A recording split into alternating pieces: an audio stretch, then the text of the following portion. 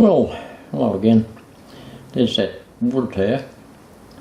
I brought it into the layout room and I wandered around and I looked everywhere, and for the moment I can't find anywhere to put it appropriately, so I thought I'll just sit it there. Now, the reason I haven't been doing much in here is that the and stuff part of my YouTube channel has taken over for a while, and I'll show you what I've been up to there. If you get a quick glimpse of that over there. There's that transfer shed, made before. I've got a couple of little passenger coaches parked in there. Anyway, I'll show you what I've been up to. And that is working on out here in the back. Get this back decking area and all covered over here. It's a huge job, but I've been nibbling away at getting bits and pieces and prepping and doing what I can. So I've got to basically wait till I get all sorts of things prepped up and then get a cherry picker in so that we can lift up these beams. They're quite big and they're not that heavy, but so we'll be able to lift them with the cherry picker without any problem and get them up on top of those poles there. Just getting brackets ready for that. And the beams themselves have been getting all prepped up. Joist hangers, they go on the right hand side of there and go all the way up to another one that joins into that, which will go all the way out there, which will eventually sit on top of a vertical 90 by 90, which will come up out of there, which will be in concrete down there. So that's a job we'll be able to go on with shortly to get more prep done. The beam for the other side is progressing along well. I've just got 3 more joist hangers yesterday from the shop to finish that off. I can do that today. I've got to also get those all painted up before they go up. Trick is to do everything down below on the ground as much as possible. It's a lot less awkward than up on ladders and even cherry pickers, so we'll get everything we can done. Meanwhile over here I got rid of the horrible big piece of wood that I've stuck in there temporarily and put another little joining piece in there, and there's a piece of 90-45 or 2x4 as you North Americans want to call it underneath there, and that's the top of what's going to be a frame for wall, which is going to cover that entire section in there with a window in the middle. We'll be able to look out and see those lovely water tanks, but yeah, no, let some light in. Now we're working on putting a wall in there and in that section in there, and also in this section in here.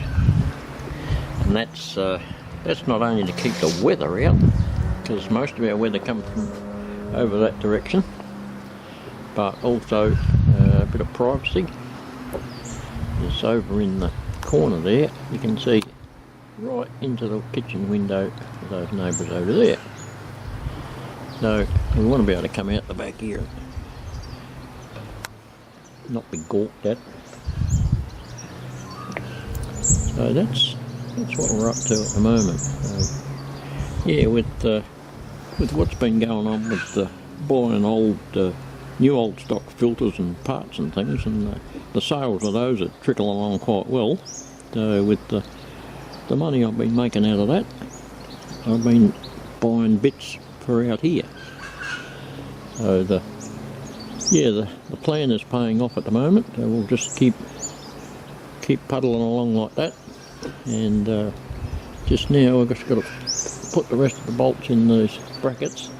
That piece there, that was my mock-up of the beam, so that I could get some measurements for things, angles for other beams that are going to fit on it, and those roofing joists there.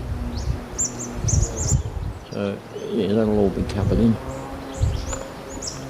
So that's about what we're up to. So I've just got to finish off this one here. I've got to take that little bolt out that's in there and tidy up that weld line, and then bolt that back on there, and then that'll be ready. And I reckon if the weather holds out, it's supposed to be just showers today, so if it stays reasonably dry I can start getting a bit of paint on one side of these beams where it's dry, and I've got to get a coat on that there and tidy it all up as well. Well, it's raining outside, so I've bailed out of that for a little while. The good thing about the present situation is there's always something to do either inside or outside. So I'm inside the shed working on a bit more of the lining. I've got to get some little brace bits to fit under. Where are we? Under here that go on in behind that ceiling lining that a big long strip of timber can go on in there to finish it off. Like, I'll just zoom in, like in that section there. It's a bit hard to see on camera, but it is there.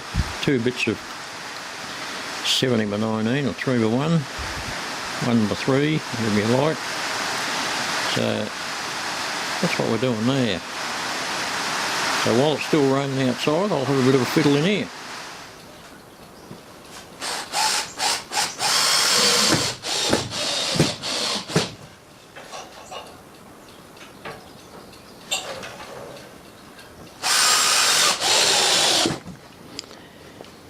Now, as you would have noticed, it pulls that ceiling lining up nice and straight, rather than having it wobbling around all over the place. And a bit of timber in behind there gives us something to drill the underneath part to. Secure it all together, make it all nice and neat, and keep the weather out. I've got quite a bit of that expanded foam in the joints up in there. You can't quite see, there's some little bits of it sticking out there, but it's all in the corrugations of the iron where all the draft can come in from outside. It's all expandable foam in there, so that'll keep the place draft free once it's all done everywhere. Sounds like the rain stopped outside, so I'll have a look and see what's coming. It looks like the showers have cleared away for a little while. Fingers crossed it'll stay that way for the rest of the day.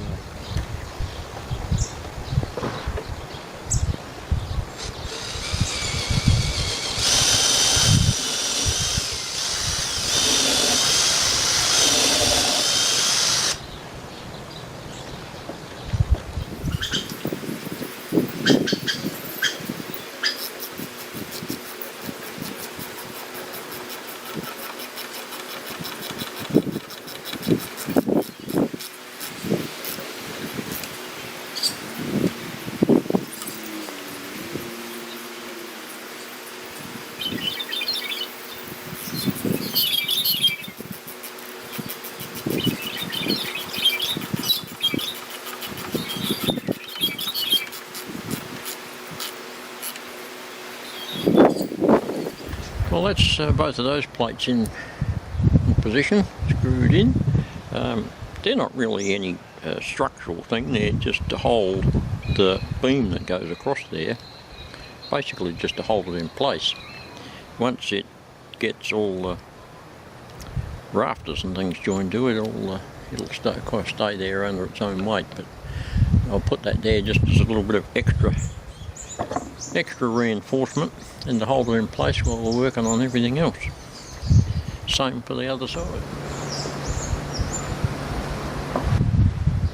I made up a bit of what you'd call a template using the angle of the roof, and that's what size the beams will be on the inside, the big ones, and spaced it out so that that top bit there represents the iron. So that's got to sit just neatly on the top of that there. So that gives me a guide as to where the joists have got to go. And to get them nice and square, some of these little clamps. And I've already got the line marked out where it's going to go. A square line across the beam, so that's where we've got to screw it in. Now there's timber in between underneath here, held in by these screws, so that gives the actual joist holder screws something to grip into, as well as using the shear strength of them through the beam and through there, which is, we need grip plus shear strength, because we're going to support these things here, which are roughly 4 metres long, and a fair bit of weight, and there's 6 of them. So drill some holes in that in a minute, but it looks like there's another shower coming, so we'll have a bit of a pause again. Well, that little shower break turned out to be close to an hour, and anyway, we'll just plod along. It's that time of the year, so you can only do what you can do. But we'll get there in the end, bit by bit.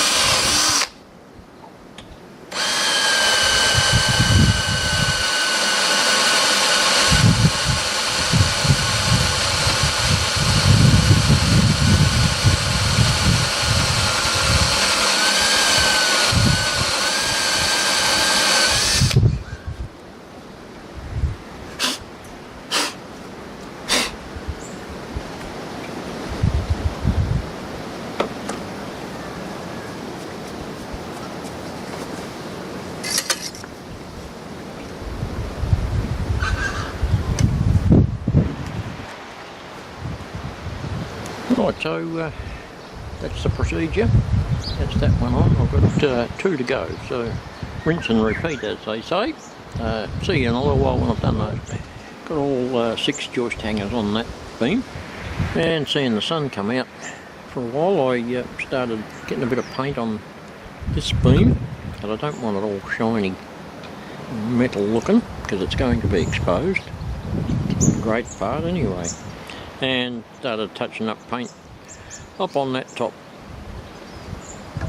beam up there on the outside where the gutter runs. That's probably going to be about it for today. We'll get stuck back into it again tomorrow, weather permitting.